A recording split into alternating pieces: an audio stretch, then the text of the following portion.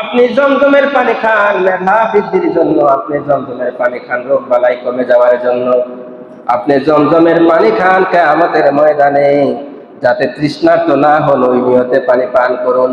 রাসূল আমার বললেন, মা উ জামজাম লিমা শুরিবা লাহু, জমজমের পানি ব্যক্তিরা লোকেরা আমার উম্মতেরা যে নিয়তে খাবে সেই নিয়তে খাইলে আল্লাহ রাব্বুল আলামিন কবুল করে নেবেন। সুবহানাল্লাহ।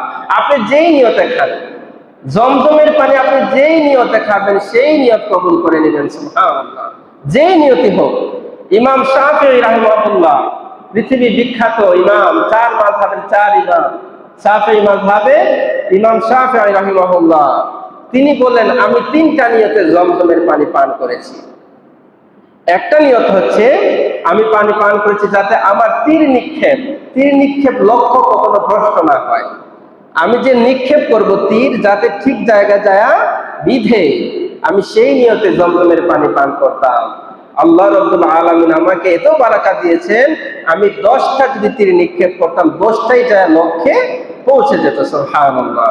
ইমাম শাফিঈ তিনি তিনটা নিয়তে জমজমের পানি পান করেছিলেন। তীর নিক্ষেপ করতেন, তীর নিক্ষেপ করলে কখনো তার লক্ষ্য ভ্রষ্ট হতো না।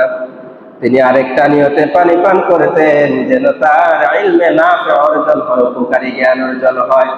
তিনি বললেন আমি জমজমের পানি পান করতাম আমার দ্বীনের মেধা বৃদ্ধি পাওয়ার জন্য, আমার ইলম বাড়ার জন্য, কোরআন হাদিসের ইলম বাড়ার জন্য আমি পানি পান করতাম জমজমের।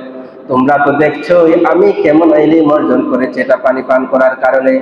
আরেকটা জিনিস বললেন তিনি, আমি চাই কিয়ামতের ময়দানে আল্লাহ রাব্বুল আলামিন যাতে আমাকে জান্নাতের ফয়সালা দেন, ওই নিয়তেও আমি জমজমের পানি পান করি। সুবহানাল্লাহ। তিনি বলেন এটাও আমি আশা করি আল্লাহ রাব্বুল আলামিন কিয়ামতের ময়দানে আমাকে জমজমের পানি যে নিয়ত করে খাইতাম জান্নাত লাভে, আমাকে কিয়ামতের ময়দানে জান্নাত দিয়ে দিবেন। সুবহানাল্লাহ।